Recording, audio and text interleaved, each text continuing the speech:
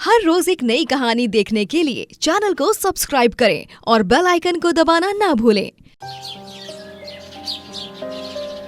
राम एक बहुत ही गरीब लड़का है जिसकी उम्र केवल 12 साल की ही है।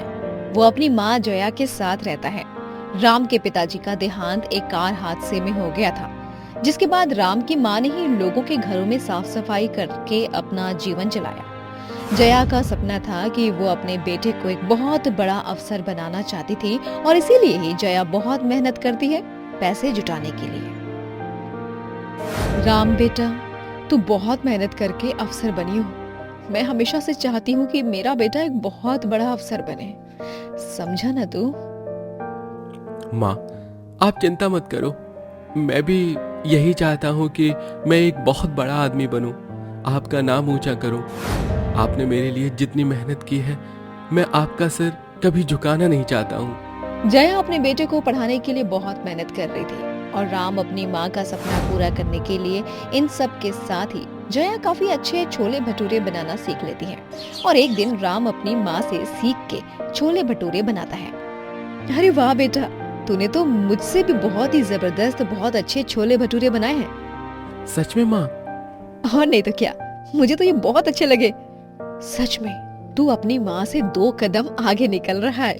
मुझे बहुत अच्छा लग रहा है। जहाँ मैं काम करती हूँ ना, वहाँ के लोगों को मेरे हाथ के छोले भटूरे बहुत अच्छे लगते हैं, लेकिन मेरे बेटे ने तो मुझसे भी बहुत अच्छे छोले भटूरे बनाए। अरे मुझे पीछे छोड़ दिया। क्या माँ, आप भी ना। मैं आपका बेटा हूँ और हमेशा आपसे ही सीखता रहूंगा, आपके पीछे चलता रहूंगा। जया और राम दोनों ही अपनी जिंदगी में खुश थे। एक शाम अचानक से जया को दिल का दौरा आता है और वो वहीं पर अपना दम तोड़ देती है। राम अब काफी अकेला पड़ जाता है। माँ, हम मुझे क्यों छोड़ के चली गई? हम दोनों ही तो थे ना, एक दूसरे के लिए। अब आपने भी मुझे छोड़ दिया तो अब मैं कहाँ जाऊंगा? अब कौन है मेरा आपके सिवा इस दुनिया में? मैं कैसे संभालूंगा खुद को? राम काफी दुखी और अकेला हो गया था। जैसे तैसे राम हिम्मत जुटाता है और अब काम की तलाश में निकल जाता है, लेकिन राम को कभी भी काम नहीं मिल रहा था। मैं अब क्या करूं? ना ही मेरे पास पैसे हैं और ना ही कोई काम है। बिना काम बिना पैसों के मैं कैसे रहूंगा? राम बहुत परेशान हो गया था। तभी उसका मकान मालिक आता है और राम से बोलता है, राम, तुम घर खाली कर दो। 3 महीने हो गए हैं और तुमने घर का किराया नहीं दिया। मुझे लग भी नहीं रहा है कि तुम आगे घर का किराया दे पाओगे। आप तो जानते हैं कि मेरे ऊपर पहाड़ टूट गया है। अगर ऐसे में आप मुझे घर से निकाल देंगे तो मैं कहाँ जाऊंगा? मैं काम ढूंढ रहा हूँ। जैसे ही मुझे काम मिलता है मैं घर का किराया चुका दूंगा। नहीं, मैं तुम्हें अब और समय नहीं दे सकता हूँ। मुझे पता था कि तुम परेशानी में हो, इसीलिए अब तक चुप रहा, लेकिन मैं अपना नुकसान नहीं करवा सकता हूँ। ठीक है, आप बिल्कुल सही कह रहे हैं, लेकिन अभी मेरे हालात भी तो देखिए ना। मेरे पास न रहने को घर है, न खाने के लिए खाना। लेकिन मैं फिर भी आपसे यही कहूंगा कि मुझे थोड़ा समय दे दीजिए, मैं आपके पैसे दे दूंगा। तुम्हारी परेशानी, तुम्हारी हालत, उन सब से मुझे कोई लेना देना नहीं है, समझे? मुझे पैसों से मतलब है और वो तुम नहीं दे पा रहे हो। तुम्हारी बातों से यही लग रहा है कि तुम्हें मेरी बात भी समझ नहीं आ रही है। तुम निकलो यहाँ से। मकान मालिक राम को घर से बाहर निकाल देता है। बाहर बारिश भी हो रही होती है। राम भीगता हुआ सड़क पर ही सो जाता है। बारिश में भीगने की वजह से राम को काफी तेज बुखार भी हो जाता है। तभी राम के पास एक गरीब बूढ़ा आदमी आता है। बेटा, तुम बारिश में क्यों भीग रहे हो? तुम्हें बहुत तेज बुखार भी हो गया है। थोड़ी देर और बारिश में रहे तो तुम्हारी और भी ज्यादा तबीयत खराब हो जाएगी। तुम मेरे साथ मेरे घर चलो। बूढ़ा आदमी राम को अपने घर लेकर जाता है और घर पर ही डॉक्टर को बुला लेता है, जिसके बाद डॉक्टर राम को दवाई दे देते हैं। तभी कहीं जाकर राम की तबीयत ठीक हो जाती है। ये लो बेटा, मेरे पास ज्यादा कुछ तो नहीं है, लेकिन जितना है मैं तुम्हें दे रहा हूँ। तुम अपना ध्यान रखना। शुक्रिया बाबा, आपने इतनी मुश्किल समय में मेरी मदद की। अगर मैं कभी कुछ बनूंगा तो मैं आपको ये वाला एहसान जरूर चुकाऊंगा। राम उन पैसों को लेकर वहाँ से जाने लगता है कि तभी राम को बाजार में लगे ठेले दिखाई देते हैं। ठेले पर अलग अलग कुछ न कुछ तो होता है। जब हर कोई अपना काम कर रहा है तो मैं भी अपना काम क्यों नहीं कर सकता। और वैसे भी अगर मैं अपना काम करूंगा, छोले भटूरे बेचूंगा, तो इसमें माँ का ही आशीर्वाद होगा, क्योंकि माँ ने ही तो मुझे ये सिखाया है ना। राम अब अपना ठेला लगा लेता है और छोले भटूरे बेचने लगता है। राम के छोले भटूरे लोगों को बहुत पसंद आने लगते हैं और कम ही समय में आसपास के लोगों में राम के छोले भटूरे काफी प्रसिद्ध हो जाते हैं। एक दिन राम के ठेले पर काफी मशहूर हीरोइन आती है। भैया, एक प्लेट छोले भटूरे लगाना। जी मैडम, अभी लगा देता हूँ। राम उस हीरोइन को छोले भटूरे खाने को देता है। जैसे ही वो छोले भटूरे खाती है तो उसे वो बहुत अच्छे लगते हैं। अरे वाह भैया, आपने तो बहुत ही अच्छे छोले भटूरे खिला दिए। आपके छोले भटूरे बहुत ही अच्छे हैं। अब तक मैं बहुत जगह के छोले भटूरे खा चुकी हूँ, लेकिन जो स्वाद मुझे यहाँ मिला है ना, वो अब तक कहीं भी नहीं मिला है। सच में बहुत ही लाजवाब है। धन्यवाद मैडम जी। राम को नहीं पता था कि वो लड़की एक हीरोइन है। वहाँ लोग वीडियो फोटो लेने लगते हैं और वीडियो फोटो काफी वायरल भी हो जाती है, जिसके बाद राम के छोले भटूरे और भी ज्यादा मशहूर हो जाते हैं और फिर वहाँ ग्राहकों की लंबी लाइन लगने लगती है। अरे भैया, मेरे लिए भी एक प्लेट खाने को दे दो और 4 प्लेट पैक कर देना छोले भटूरे। हाँ ठीक है, लेकिन सब लाइन में आइए। ठीक है भैया, हम लाइन में आ गए, अब तो पैक कर दीजिए। बहुत दूर से आया हूँ, खास इसलिए ही कि मैं आपके छोले भटूरे खा सकूं। कल भी आया था, लेकिन कल खत्म हो गए थे, इसलिए आज सुबह से ही यहाँ खड़ा हूँ। शुक्रिया भाई साहब, आप कल भी आए और सुबह से खड़े हैं। मैं अभी पैक करता हूँ और खाने के लिए भी देता हूँ। हर रोज वहाँ लाइन लगती है। राम भी बहुत खुश हो जाता है कि उसका काम काफी अच्छा चल रहा है। राम अपनी माँ की तस्वीर की तरफ देखते हुए बोलता है, माँ, ये आपका ही आशीर्वाद है कि आज मेरा काम इतना अच्छा चल रहा है। कल तक मेरे पास कुछ नहीं था, मैं कितनी मुसीबत में था, और आज मेरे पास छोले भटूरे खाने के लिए लोगों की लंबी लाइन लगती है। लोगों को कितना पसंद आ रहा है। माँ, तुम जहाँ भी हो अपना आशीर्वाद बनाए रखना। राम के छोले भटूरे अब हर शहर में मशहूर हो जाते हैं। अब राम ठेले से अपना एक रेस्टोरेंट खोलता है। रेस्टोरेंट का नाम राम अपनी माँ के नाम पर ही रखता है, जया रेस्टोरेंट। और इसी के साथ राम अब अपने जीवन में खूब तरक्की करने लगता है और बहुत आगे जाता है। एक छोटे से गांव में मोहन छंगानी नाम का एक आदमी रहता है, जो कि स्वभाव से काफी गुस्से वाला था। वो अपने ढाबे में कचौरी बेचता है। ढाबे में बिल्कुल भी साफ सफाई नहीं रखता है, गंदगी हर जगह रहती है। एक आदमी उसके ढाबे में आता है और कचौरी खाकर बोलता है, अरे वाह भाई, कचौरी तो बहुत अच्छी है। हाँ तो खाओ ना, अच्छी है तो क्या अब इसकी पूजा करोगे? बड़ा ही अजीब इंसान है। मैंने इसकी तारीफ की, ये उल्टा मुझे ही सुना रहा है। मुझे सुनाई दे रहा है कि तुम क्या बोल रहे हो। नहीं खानी है तो बाहर जाने का रास्ता दिखाई दे ही रहा होगा ना, चले जाओ। इसी तरह छंगानी हर किसी से बात करता है। गांव में एक अंश नाम का युवक आता है और वो गांव में टहलते हुए छंगानी को ग्राहक से बात करते हुए देखता है। मेरा ढाबा मेरी मर्जी, मैं तो अपने ढाबे को ऐसे ही रखूंगा। कचौरी खाने आए हो ना, कचौरी खाओ। हाँ तो मुझे क्या, मेरे लिए आलू कचौरी खाने को दे दो और मूंग दाल कचौरी पैक कर दो।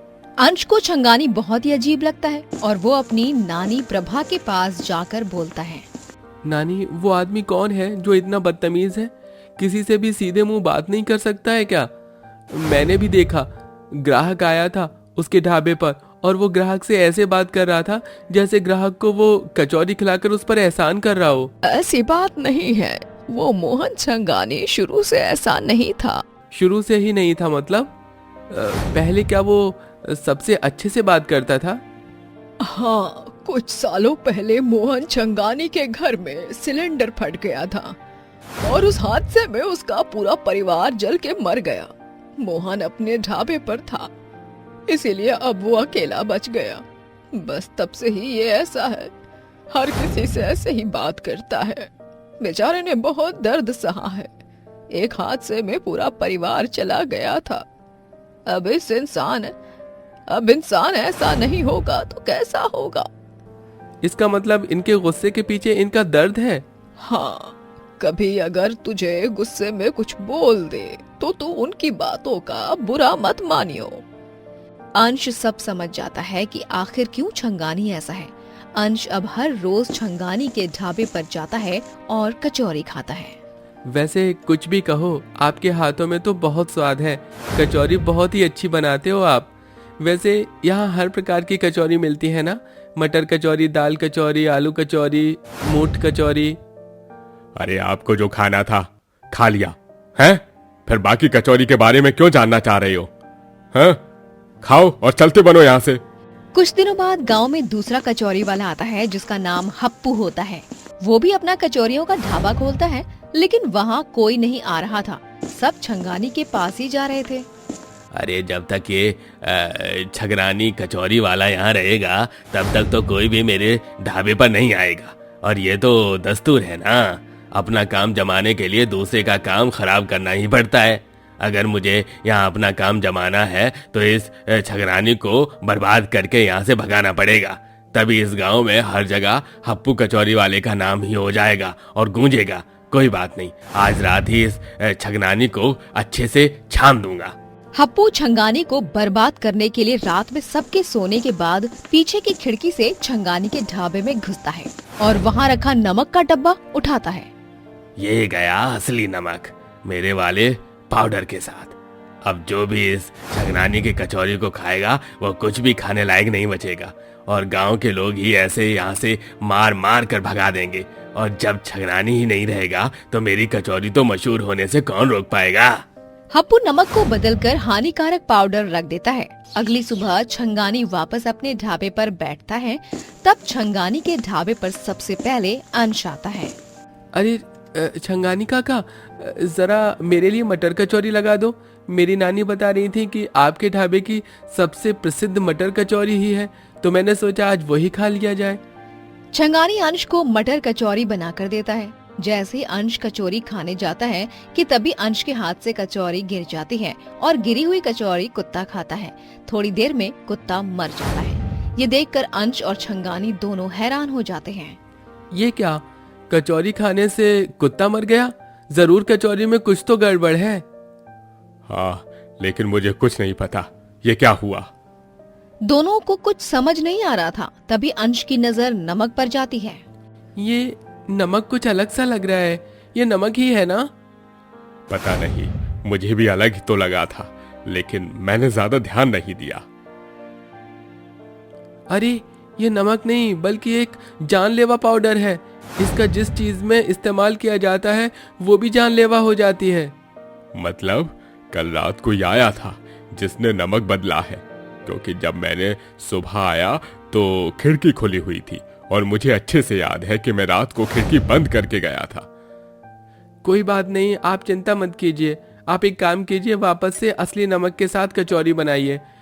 जिसने भी मिलावट की है वो देखेगा कि यहाँ कुछ भी नहीं हुआ तो वो वापस से यहाँ आएगा कुछ न कुछ करने, और तभी हम उस इंसान को रंगे हाथ पकड़ सकते हैं। छंगानी अंश की बात सुनता है और दोबारा सारी कचौरियां बनाता है। वहाँ लोगों को कचौरी खाने से कुछ नहीं होता है। जब ये हप्पू देखता है तो वो कुछ समझ नहीं पाता। ये क्या, मैंने कल रात अपने हाथों से ही नमक बदला था, अभी तक किसी को कुछ हुआ क्यों नहीं? हप्पू उसी रात वापस से ढाबे में जाता है और नमक को दोबारा बदलने लगता है, लेकिन उसी समय वहाँ पर छंगानी और अंश आ जाते हैं। इसका मतलब तुम ही थे जिसने कल रात नमक बदलकर वहाँ जानलेवा पाउडर रखा था। तुम्हें क्या लगा था कि तुम कुछ भी करोगे और बच जाओगे? तुम्हारे सच हमारे सामने आ चुका है और अब तुम अपनी असली जगह पर जाओगे। छगनानी काका, आप इसे पकड़ कर रखिए, मैं अभी पुलिस को बुलाता हूँ। अंश तुरंत पुलिस को बुलाता है और हप्पू को पुलिस के हवाले कर देता है। छंगानी अंश से बोलता है, बेटा, आज तुम्हारी वजह से ये पकड़ा गया। अगर तुम नहीं होते तो शायद अब तक मुझ पर झूठा इल्जाम लग चुका होता और मैं पुलिस के पास होता। आपको मेरा धन्यवाद करने की जरूरत नहीं है। आपको जरूरत है तो अपना स्वभाव बदलने की, अपनी जगह बदलने की। मुझे पता है कि आपको आज तक उस हादसे का दुख है, लेकिन अब आपको खुश रहना पड़ेगा, क्योंकि दुख में हमेशा दुख ही दिखेगा। जिंदगी एक ही बार मिलती है काका, खुश रहकर बितानी चाहिए। लोगों से अच्छे से बात करोगे तो आपको भी अच्छा लगेगा। हाँ, तुम ठीक बोल रहे हो। तुम मेरे बेटे की तरह ही हो। मेरे बेटे की छवि दिखती है मुझे तुम में। मैं कोशिश करूंगा। इसी के साथ छंगानी अब अपने ढाबे में साफ सफाई करता है, ढाबा साफ रखता है। अब अंश भी हर 6 महीने में नानी के घर आता है और छंगानी से मिलकर बातें करके जाता है। अंत में छंगानी का स्वभाव सबके साथ अच्छा हो ही जाता है। दिल्ली शहर में मनोज अपनी पत्नी कविता और अपने बेटे योगेश, बहू शालिनी के साथ रहता है। मनोज पूरे मोहल्ले में शर्मा जी के नाम से मशहूर थे। शर्मा जी बहुत ही स्वादिष्ट दही भल्ले बनाते हैं, जो कि सबको बहुत पसंद आते हैं। एक दिन शर्मा जी ने दही भल्ले बनाने होते हैं और तभी पड़ोस के वेद प्रकाश आ जाते हैं। अरे, आप बिल्कुल सही समय पर आए हैं। मैंने अभी अभी दही भल्ले बनाए हैं। बैठिए ना, मैं अभी आपके लिए भी बनाता हूँ। शर्मा जी एक प्लेट में वेद प्रकाश जी के लिए भी दही भल्ले लेकर आते हैं। बहुत ही अच्छे बने हैं। अरे भाई शर्मा जी, शर्मा जी से दोस्ती करने का सबसे ज्यादा यही फायदा होता है कि इतने स्वादिष्ट दही भल्ले खाने को मिलते हैं। मन ही नहीं भरता है कभी भी इन दही भल्ले से। बस आप लोगों की तारीफ सुनकर ही तो मैं बार बार बनाता हूँ ना। और आज भी देख लो, मैंने दही भल्ले बनाए और आप यहाँ आ गए। आपकी किस्मत के ही थे जो आपको मिल गए। शर्मा जी के दही भल्ले लोगों को काफी पसंद आते हैं, लेकिन उनके बहू बेटा बिल्कुल भी उनके साथ ठीक से पेश नहीं आते हैं। एक दिन बहू अपने सास ससुर पर चिल्लाते हुए बोलती है, आप लोगों के पास खुद तो कोई काम है नहीं और जो काम कर रहा होता है उसे भी परेशान करते रहते हो। बहू, मैं तो बस अपना चश्मा बनवाने को बोल रहा हूँ। अरे, बिना चश्मे के क्या हो जाएगा? नहीं बनेगा आपका चश्मा। बच्चे हमेशा से ही शर्मा जी और उसकी पत्नी को सुनाते रहते हैं, कोसते रहते हैं। और ऐसे ही एक दिन जब गलती से कविता के हाथों से कांच का बर्तन टूटकर गिर जाता है तो दोनों बहुत गुस्सा करते हैं। बस इसीलिए तो हमारे सर पर बैठे हो आप दोनों। नुकसान करना ही तो आता है ना आप दोनों को। फिर ये नुकसान कर दिया ना, अब इसके पैसे कौन भरेगा? बहू, गलती से हो गया। मैंने जानबूझकर कुछ नहीं किया है। मुझे माफ कर दे बहू। यही तो गलती है। आप दोनों पहले नुकसान कर देते हो और फिर बोल देते हो बड़े आराम से कि गलती हो गई।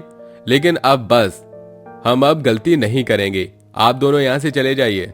अब हम आपको और नहीं रख सकते हैं अपने यहाँ। बेटा, ये क्या बोल रहा है? अरे, तुम दोनों के सिवा हमारा है ही कौन? हम कहाँ जाएंगे? हम तेरे माँ बाप हैं। माँ बाप हो तो क्या जिंदगी भर पालता रहूं आप दोनों को? हाँ, आपका बहुत हो गया है। अब आप यहाँ से जाओ। योगेश और शालिनी दोनों ही शर्मा जी और उसके पत्नी को घर से बाहर निकाल देते हैं, जिसके बाद दोनों यहाँ वहाँ भटकते रहते हैं और एक किराए के घर पर चले जाते हैं। जो बचे हुए पैसे थे हमारे, वो पैसे मैंने किराए के लिए दे दिए हैं। 1 महीने तक अब हमारे सर पर छत तो है, लेकिन आगे का कुछ नहीं पता। कोई बात नहीं, अब आगे की आगे देखी जाएगी। कम से कम अब सर पर छत तो है। शर्मा जी की उम्र भी हो गई थी, इसीलिए अब उनके पास काम नहीं था। काम की तलाश भी करते हैं, लेकिन काम नहीं मिलता है।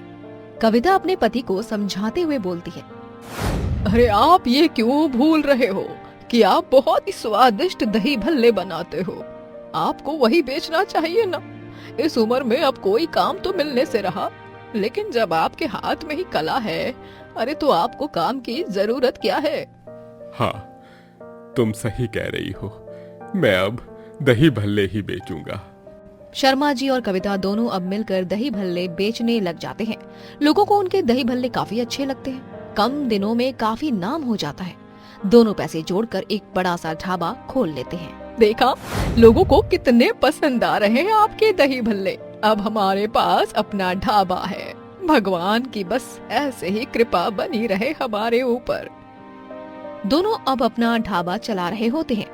बेटे बहू को जब ये सब पता चलता है, माँ और पिताजी लाखों कमा रहे हैं। अरे, इसका तो हमें फायदा उठाना चाहिए। हमें अभी उनके पास जाना चाहिए और माफी मांगनी चाहिए। हाँ, ताकि वो हमें माफ कर दे और उनके पैसों पर हम राज करें। शालिनी और योगेश का लालच जाग जाता है और वो घर में पहुंच जाते हैं। माँ पिताजी, हमें माफ कर दीजिए। हमसे बहुत बड़ी गलती हो गई। हमने घर से भगवान को ही निकाल दिया था। आप हमें माफ कर दीजिए। हाँ पापा जी, माँ जी, हमसे बहुत बड़ी गलती हो गई थी, हमें माफ कर दीजिए। अब माफी मांगने का कोई फायदा नहीं है। जब हम तुम्हारे पास थे तो हमारी कदर नहीं थी। अब यहाँ क्या करने आए हो? यहाँ से चले जाओ और माफी की कोई उम्मीद मत करो।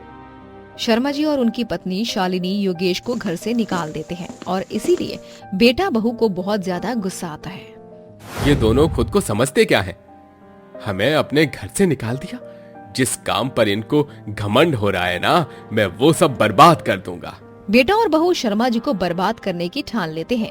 योगेश जेसीबी वाले के पास जाता है और उसे बोलता है, ये जो ढाबा दिख रहा है, ये तुम्हें तोड़ना है। लेकिन ये लो पैसे, और अब कोई सवाल जवाब नहीं। अगली सुबह ही शर्मा जी और कविता को उनका ढाबा टूटा हुआ मिलता है। ये देखकर वो दोनों काफी दुखी होते हैं। ये हमारे ढाबे को क्या हो गया? हमारा ढाबा टूट कैसे गया? अब हम क्या करेंगे? यही तो हमारा जरिया था कमाने का, और ये ही टूट गया। अपने माँ बाप को दुखी देखकर योगेश बहुत खुश हो रहा होता है।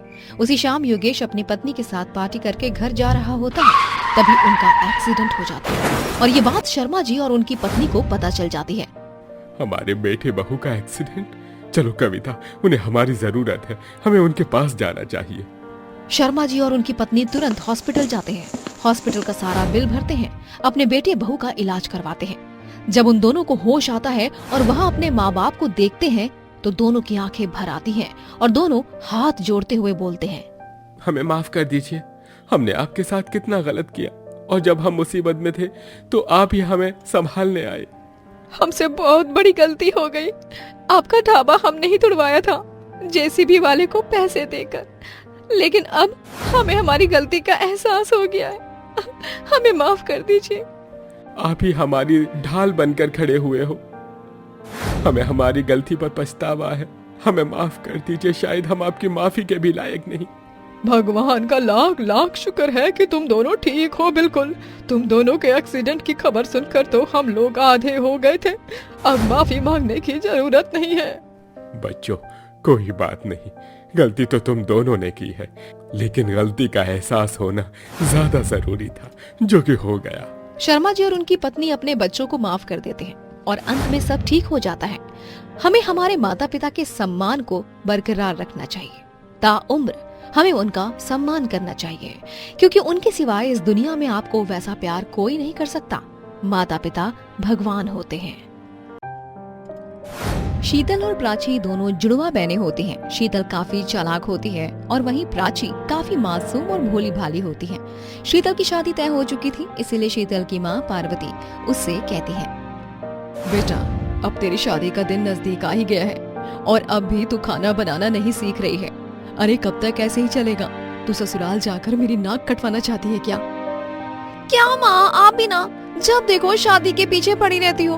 अरे खाना बनाना तो मैंने शादी के बाद भी सीख लूंगी ना, इसमें कौन सी बड़ी बात है। शादी के बाद सब तेरे हाथ का खाना खाना चाहते होंगे और तू तब कैसे खाना बनाना सीख पाएगी? बोल। माँ, शादी मेरी हो रही है, शादी के बाद मुझे दूसरे घर में जाना है ना। हाँ, फिर भी पता नहीं क्यों आप इतना परेशान हो रही हैं। अरे मैं अपने ससुराल में सब संभाल लूंगी। शीतल अपनी माँ की बात को ना ही मानती है और ना ही समझती है। कुछ दिनों बाद शीतल की शादी विनय नाम के लड़के से हो जाती है और शीतल अब अपने ससुराल आ जाती है। ससुराल आने के बाद शीतल की सास पूनम उसे बोलती है, बहू, कल कुछ मेहमान आने वाले हैं घर पर, तो तू सबके लिए खाने में कुछ अच्छा बना दियो। हाँ, ठीक है। शीतल अगले दिन सबके लिए मटर पनीर बनाती है और जब वो पनीर खुद चखती है तो वो सब्जी उसे बिल्कुल भी अच्छी नहीं लगती है। इतनी बकवास सब्जी बनाई है मैंने, इसे तो कोई कुत्ता भी नहीं पूछेगा, और मैंने सबके लिए ही सब्जी बनाई है। माँ सही कह रही थी, मुझे खाना बनाना सीख लेना चाहिए था, लेकिन मैंने तो YouTube पर देखकर कोशिश भी की। अब बन ही नहीं रहा खाना, तो मैं क्या करूँ? इन लोगों को पता चला कि मैं अच्छा खाना नहीं बनाती हूँ तो इनके ताने शुरू हो जाएंगे। कुछ तो करना ही पड़ेगा मुझे सबका मुंह बंद करवाने के लिए। शीतल से जब अच्छा खाना नहीं बनता है तो वो अपनी बहन प्राची को बुलाती है और सबकी नजर से बचाकर दूसरे कमरे में लेकर उसको जाती है। देख प्राची, तुझे तो पता ही है ना कि मुझे खाना बनाना बिल्कुल नहीं आता, और तू मेरी बहन, तू ये कभी नहीं चाहेगी कि मेरा घर टूटे। तुझे मेरी मदद करनी पड़ेगी। तू अब यहीं रहियो और खाना बना दिया करियो। किसी को पता नहीं चलना चाहिए कि तू मेरे बदले खाना बना रही है। ठीक है। प्राची के आने के बाद अब शीतल बेफिक्र हो जाती है और प्राची रसोई संभाल लेती है। कुछ दिनों बाद प्राची रसोई में खाना बना रही होती है, तभी पीछे से विनय आता है और उसे पकड़ लेता है। जीजा जी। जीजा जी? मेरा मतलब है, ये आप क्या कर रहे हो? मैं खाना बना रही हूँ। अरे खाना तो तुम हमेशा ही बनाती हो ना, कभी पति के लिए भी थोड़ा समय निकाल दो। खैर मैं खुद ही आ गया तुम्हारे पास। प्राची जैसे तैसे विनय से खुद को हटाकर बाहर चली जाती है, लेकिन अब गलतफहमी होनी ही थी। जब एक ही घर में दो जुड़वा बहनें रह रही हों। कुछ दिनों बाद सब लोग साथ बैठे होते हैं। प्राची भी वहाँ शीतल बनकर बैठी होती है, तभी पूनम बोलती है, अरे बहू, कल तू कहाँ गई थी विनय के साथ, बताया नहीं? मुझे तो कुछ बताया ही नहीं शीतल ने, अब मैं क्या बोलूँ इन्हें। बहू अब इतना भी क्या शर्माना, बताना कहाँ गई थी? माँ जी, दरअसल कल हम यही चाट खाने गए थे। मेरी पसंद वाली जगह पर ले गए थे विनय मुझे। ये तुम क्या बोल रही हो? कल हम मूवी देखने गए थे और फिर डॉक्टर के पास। तुम तो ऐसे बोल रही हो जैसे भूल गई हो। यार फिर शीतल की जगह तुम कोई और हो? नहीं, मैं ही शीतल हूँ। वो मुझे लगा कि हमें माँ जी को नहीं बताना है, बस इसीलिए मैंने झूठ बोल दिया। मैं सबके लिए चाय बनाकर लाती हूँ। सभी लोगों को शीतल कुछ अजीब सी लग रही थी, क्योंकि वो शीतल तो थी ही कहाँ, वो तो उसकी जुड़वा बहन थी ना। ऐसे ही कुछ दिनों बाद पूनम प्राची के पास जाकर बोलती है, अरे बहू, जो लोग तेरी शादी के बाद आए थे ना, आज शाम को भी वही मेहमान आने वाले हैं। तो ठीक है। तू इतना सोचकर क्यों जवाब देती है बहू? मैं कई दिनों से देख रही हूँ, तुझे कुछ भी बोलते हैं तो तू इतना ज्यादा सोचने लग जाती है, जैसे हमने तुझसे पता नहीं क्या ही बोल दिया हो। तू ठीक तो है ना? हाँ माँ जी, मैं बिल्कुल ठीक हूँ। और मैं कहाँ सोचकर जवाब दे रही हूँ। उस दिन दाल मखनी तो टेंशन में खराब हो गई थी, लेकिन आप चिंता मत करो, अब की बार मैं सोया चाप बनाऊंगी। बहू सच में ना, तू पक्का ठीक तो है ना? क्योंकि तेरी हरकतों से साफ पता चल रहा है कि तू बिल्कुल ठीक नहीं है। उस दिन तूने दाल मखनी नहीं बल्कि मटर पनीर बनाया था। तुझे हुआ क्या है बहू? देखा माँ जी, आपकी याददाश्त कितनी सही है। मैं तो यही चेक कर रही थी कि आपको सब याद रहता है या नहीं। रोज अब ऐसे ही कुछ होता जा रहा था, जिससे घर वालों का शक बढ़ता ही जा रहा था। ऐसी एक दिन शीतल सीढ़ियों से उतर रही होती है, तभी वो गिर जाती है और वहाँ पर विनय आ जाता है। शीतल तुम क्या करती हो? थोड़ा तो संभल कर काम किया करो ना। अब देखो लग गई ना तुम्हारे पैर में, दिखाओ मुझे। बहुत दर्द हो रहा है विनय, ऐसा लग रहा है पैर मुड़ गया। मुड़ा भी है और देखो सूजन भी आ गई है इतनी। सच में तुम डांट खाने का काम करती हो। अब क्या बस ऐसे ही डांटते रहोगे या फिर मेरी मदद भी करोगे? चलो कमरे में, मैं पहले स्प्रे लगा देता हूँ, फिर गरम पट्टी बांध दूंगा। विनय शीतल को कमरे में ले जाकर गरम पट्टी बांध देता है। शीतल भी आराम से सो जाती है। रात के समय जब विनय रसोई में पानी लेने जाता है और वहाँ प्राची आराम से काम कर रही होती है। शीतल ये क्या, तुम्हें तो इतनी मोच आई थी, तुम कमरे में आराम कर रही थी, तो फिर यहाँ क्यों आई? और इतनी बड़ी मोच ठीक कैसे हो गई? तुम आराम से कैसे चल सकती हो? वो मैं आराम ही कर रही थी, लेकिन ज्यादा मोच थी नहीं, और जब खड़ी हुई तो दर्द भी नहीं हो रहा था, इसीलिए मैं यहाँ काम करने आ गई। आप चिंता मत करो, मैं ठीक हूँ। आप जाओ, मैं खाना बना लेती हूँ तब तक। विनय का शक अब बहुत ज्यादा बढ़ गया और वो सब कुछ अपनी माँ को बताता है। 2 दिन बाद जब प्राची खाना बना रही होती है, तभी पूनम की जोर से चिल्लाने की आवाज आती है, बचाओ मुझे, बचाओ। पूनम की आवाज सुनकर वहाँ विनय, शीतल और प्राची तीनों आ जाते हैं। इसका मतलब हमारा शक सही था। यहाँ माँ जी को कुछ हो गया है और आप ये क्या बोल रहे हो? मुझे कुछ नहीं हुआ, ये सब जुड़वा बहनों का झूठ पता करने के लिए किया गया है। शीतल, ये सब क्या है? मुझे माफ कर दो, मुझे खाना बनाना नहीं आता, इसीलिए मैंने ये सब किया। शर्म आनी चाहिए, बस खुद को अच्छा दिखाने के लिए ये सब किया। खुद ने कोशिश तक नहीं की और वाह वाही चाहिए। तुम अपनी बहनों को रसोई संभालने के लिए लाई थी ना, लेकिन तुम्हारी बहन के व्यवहार की वजह से हमारे घर के लिए और तुम्हारी बहन ही अच्छी है। प्राची, मैं तुमसे शादी करना चाहता हूँ। विनय प्राची से शादी कर लेता है, जिसके बाद शीतल को अपनी गलती पर बस अफसोस ही होता रहता है। सुमित्रा काफी गरीब औरत होती है, जिसके 2 बच्चे हैं, एक 10 साल का बेटा चंदू और एक 12 साल की बेटी आंचल। सुमित्रा काफी अच्छे राजमा चावल बनाती है। एक दिन सुमित्रा के 2 बच्चे घर में ही खेल रहे थे। अरे बच्चों, कितनी बार कहा है कि बाहर जाकर खेला करो। हाँ, और मैं कब से तुम दोनों को बुला रही हूँ खाना खाने के लिए। खाना नहीं खाना क्या? नहीं माँ, भूख नहीं है। ठीक है, मत खा। मैंने तो राजमा चावल बनाया है। राजमा चावल? राजमा चावल। सुमित्रा अपने परिवार में बहुत खुश होती है। एक दिन सुमित्रा बाजार से आ रही होती है, तभी सुमित्रा की नजर अपने गौरव को एक लड़की के हाथ में हाथ डाले देख लेती है। सुमित्रा तुरंत घर आ जाती है और शाम को जब गौरव घर आता है तो सुमित्रा अपने पति से बोलती है, शर्म नहीं आई दूसरी औरत से चक्कर चलाते हुए? कौन है वो लड़की? देखो, अगर मेरे साथ कुछ भी गलत करोगे तो बहुत पछताओगे। हमारे 2 बच्चे हैं, अपने बच्चों के बारे में भी नहीं सोचा क्या? अरे ज्यादा बकवास मत कर। और तू होती कौन है मुझसे सवाल जवाब करने वाली? मैं आपकी पत्नी हूँ और मेरा पूरा हक है सवाल जवाब करने का। हक है? रुक, मैं तुझसे तेरा हक अभी छीन लेता हूँ। ना रहेगी पत्नी और ना ही होगा कोई कलेश। चल निकल मेरे घर से। गौरव सुमित्रा और बच्चों को घर से निकाल देता है। सुमित्रा अपने बच्चों को लेकर अपने भाई सुधीर और भाभी लतिका के पास चली जाती है और उन्हें सब कुछ बताती है। इसका मतलब तुम्हारे पति ने तुम्हें घर से निकाल दिया और तुम अपना बोरिया बिस्तर लेकर यहाँ आ गई मुंह उठा के, हैं? भाभी, आप कैसी बात कर रही हैं? इतना सब होने के बाद मैं वहाँ कैसे रह सकती थी? और उन्होंने तो मुझे खुद ही घर से निकाल दिया ना। मेरे पास और कोई दूसरी जगह भी तो नहीं है ना। आप लोग ही मेरा परिवार हो। मैं यहाँ नहीं आती तो कहाँ जाती? ठीक है, तुम्हें यहाँ रहना है तो हमें कोई परेशानी नहीं है, तुम यहाँ रह सकती हो। लेकिन यहाँ रहने के लिए तुम्हें पैसे देने होंगे, क्योंकि बिना पैसों के तो हम तुम्हें यहाँ नहीं रख सकते। हाँ। मैं पैसे कहाँ से लाऊं?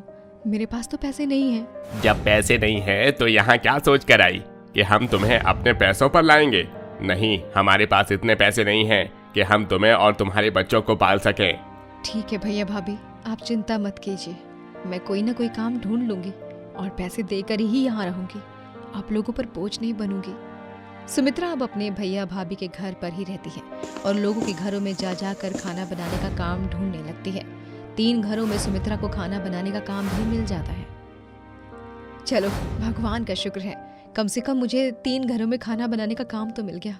अब मैं भैया भाभी को हर महीने पैसे दे पाऊंगी और उन्हें भी तब मेरे घर में रहने से कोई परेशानी नहीं होगी।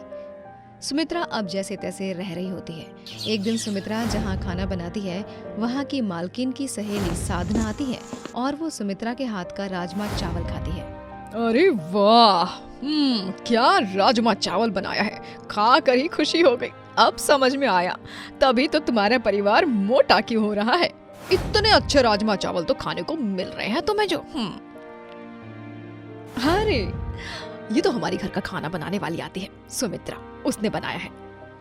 अच्छा, अरे भाई सुमित्रा, जब तुम इतने अच्छे राजमा चावल बना लेती हो तो किसी के घर खाना बना ही क्यों रही हो? तुम तो अपना ठेला लगाओ, बहुत अच्छा राजमा चावल बनाती हो, कमाई अच्छी होगी। चाहिए तो मैं पैसे दे देती हूँ तुम्हें। अरे हाँ सुमित्रा, तुम सच में बहुत अच्छा राजमा चावल बनाती हो। मैं भी तुम्हें यही सुझाव दूंगी कि तुम तो अपना ही ठेला लगाओ, वही तुम्हारे लिए ज्यादा अच्छा रहेगा। तुम्हारे हाथों में जादू है, जादू। तुम तो जाओ अपना ठेला लगाओ राजमा चावल का।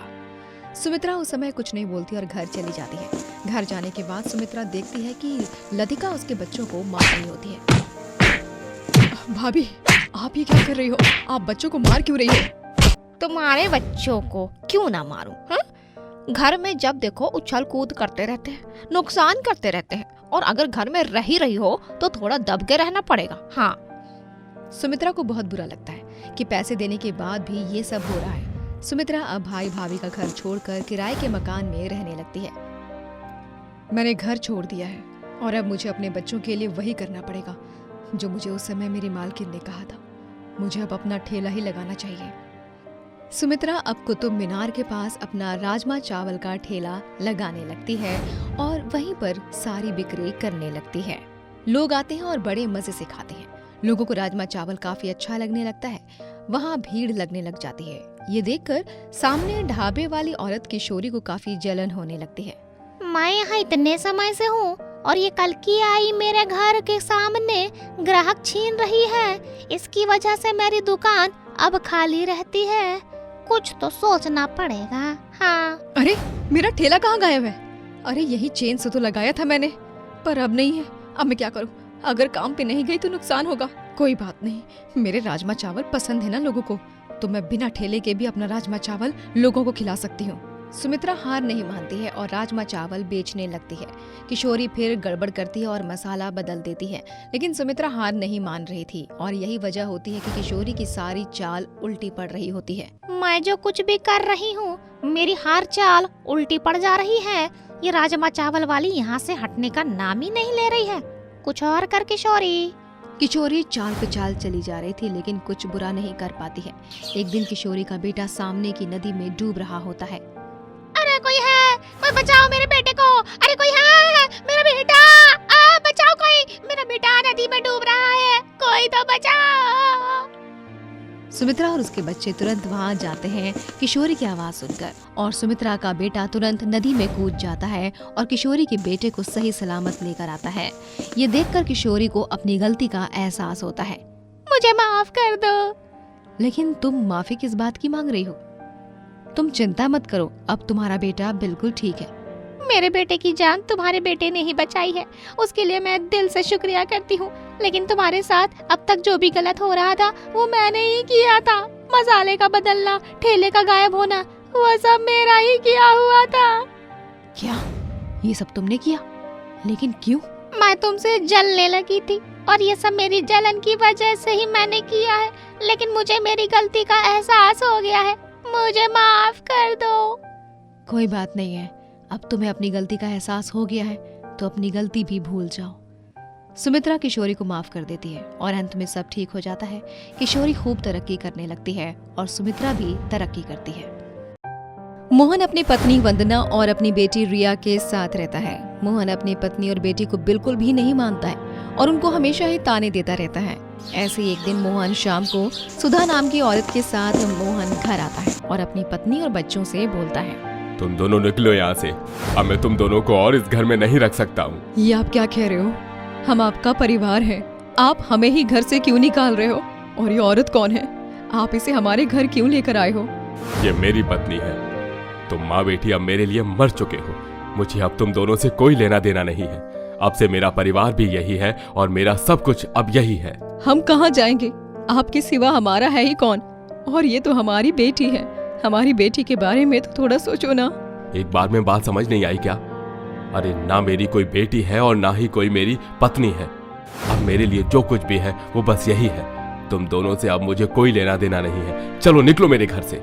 मोहन अपनी पत्नी और बेटी को घर से निकाल देता है और अपनी दूसरी बीवी के साथ रहने लग जाता है। वंदना और रिया अब बेसहारा हो जाते हैं। उनके पास ना ही घर होता है और ना ही पैसे होते हैं। वो दोनों मुश्किल घड़ी में बस यहाँ वहाँ भटकती रहती हैं। माँ, मुझे बहुत जोर से भूख लग रही है। हमने 2 दिन से कुछ खाया नहीं है। आज भी हम क्या भूखे ही रहने वाले हैं? नहीं मेरी बच्ची, ऐसे नहीं बोलते। और मैं हूं ना तेरी माँ तेरे साथ। हाँ, तू चिंता मत कर, आज हम खाना जरूर खाएंगे। लेकिन कैसे खाना खाएंगे? हमारे पास तो पैसे ही नहीं है और बिना पैसे के तो हमें कोई भी खाना नहीं देने वाला है ना।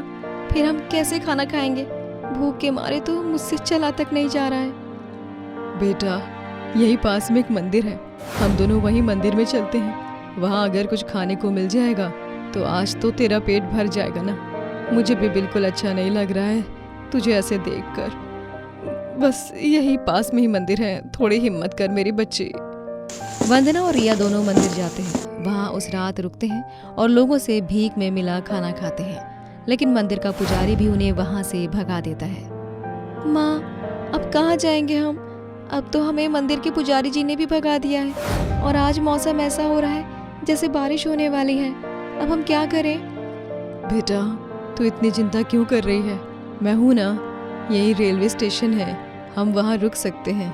वहाँ कोई नहीं भगाएगा हमें। दोनों माँ बेटी इसी तरह अब रेलवे स्टेशन में जैसे तैसे अपना गुजारा करते हैं। ऐसे ही कई दिन निकल जाते हैं और इनकी परेशानियां भी ऐसे ही चलती रहती हैं। कुछ दिनों बाद जब वो दोनों माँ बेटी रेलवे स्टेशन पर ही बैठी होती हैं, तभी वहाँ शारदा नाम की एक औरत आती है और उनसे बोलती है, अरे मैं तुम दोनों माँ बेटी को काफी समय से देख रही हूँ। तुम क्या यहीं रहती हो? हाँ, हम तो गरीब हैं। हमारे पास ना कोई काम है और ना ही ठिकाना। तभी मैं तुम्हारे पास आई हूँ। मेरे पास एक काम है, अगर करोगी तो बताओ। मैडम जी, ये तो आप इतनी बात बोल दी, भला मुझे क्यों ही एतराज होगा आपकी बात से। मेरे पास अभी कोई काम नहीं है और आप तो जैसे हम गरीब पर एहसान कर रही हो। मुझे बताइए क्या काम है, मैं सब काम करने को तैयार हूँ। शारदा वंदना को काम दिलवा देती है। वंदना भी खूब दिल लगाकर वहाँ काम करती है। धीरे धीरे 1 महीना हो जाता है और जब वंदना शारदा से पैसे लेने जाती है तो उसे शारदा कहीं नहीं मिलती। आसपास हर जगह देखती है लेकिन कहीं भी शारदा उसे नहीं मिलती है। वंदना रोते हुए अपनी बेटी के पास जाती है और उसे बोलती है, उस औरत ने हमें धोखा दे दिया। उसने मुझसे पूरे 1 महीने काम करवाया और जब पैसे देने का समय आया तो वो पता नहीं कहाँ गायब हो गई। माँ कोई बात नहीं, आप मत रो। हमने कुछ समय में ही बहुत कुछ देख लिया है और अब मुझे अच्छे से सबक मिल गया है कि हम किसी पर आसानी से भरोसा नहीं कर सकते हैं। अगर हम किसी पर भरोसा कर सकते हैं तो वो बस एक दूसरे पर। रिया और वंदना अब दोनों ही सोच समझ कर आगे बढ़ते हैं और सड़क पर ही अपनी एक झोपड़ी बनाते हैं जिसमें वो रहने लग जाते हैं। वंदना अब एक स्कूल में नौकरी करने लगती है। एक शाम जब वंदना घर आती है तो रिया उसे बोलती है, माँ आज के खाने के लिए राशन बिल्कुल भी नहीं है और मैं दुकान पर राशन लेने गई तो उन्होंने साफ मना कर दिया। वो कह रहे हैं कि पहले के पैसे देने हैं। कोई बात नहीं, मैं मंदिर से खाना ले आती हूँ। अभी जब मैं आ रही थी ना तो वहाँ खाना बट रहा था। वंदना मंदिर में खाना लेने जाती है लेकिन वहाँ पर खाना खत्म हो चुका होता है और फिर वंदना निराश होकर घर जाने लगती है। मेरी बच्ची बेचारी घर पर मेरा इंतजार कर रही है कि मैं खाना लेकर आऊंगी, लेकिन मुझे तो खाना मिला ही नहीं। अब मैं क्या करूं? वंदना घर जाने लगती है। तभी वंदना की नजर गीली घास पर जाती है। अरे हाँ, अगर राशन नहीं मिला, मंदिर में खाना नहीं मिला तो ये गीली घास तो है ही, कम से कम पेट तो भर ही सकता है ना इस घास से।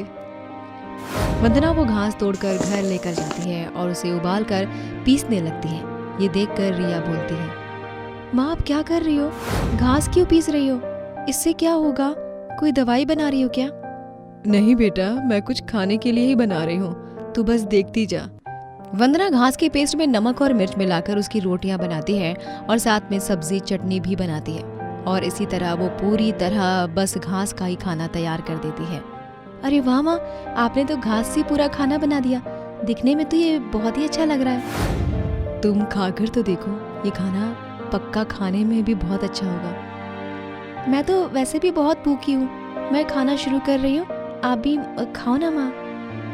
वंदना और रिया दोनों को ही घास का बना खाना बहुत अच्छा लगता है और अब ऐसे ही वो आए दिन अक्सर घास का बना खाना बनाते रहते हैं। ऐसे ही कई दिनों तक चलता रहता है। कुछ दिनों बाद एक संजय नाम का पर्यटक उनके घर आता है और तभी वो लोग खाना खा रहे होते हैं। वो एक्चुअली मैं यहाँ नया हूँ और मुझे बहुत जोर से भूख लग रही है। आसपास कोई ढाबा भी नहीं है, अगर कुछ खाना मिल जाता तो अच्छा हो जाता। संजय की बात सुनकर वंदना उसे घास का खाना देती है जो कि संजय को बहुत ज्यादा अच्छा लगता है। अरे ये तो बहुत अच्छा है। ये घास का खाना है। बहुत अच्छा है। देखना, मैं शहर जाऊंगा तो सबको बताऊंगा और मेरी मानो तो बेचना शुरू कर दो। हाँ माँ। आपका बनाया हुआ खाना सबको बहुत पसंद आने वाला है। वंदना अब घास की रोटी और खाना बेचने लगती है और उसे अंत में खूब प्रसिद्धि भी मिलती है। दोस्तों, अगर आपको ये कहानी पसंद आई तो लाइक करें, शेयर करें और कमेंट करके बताएं कि कहानी में आपको सबसे अच्छा क्या लगा।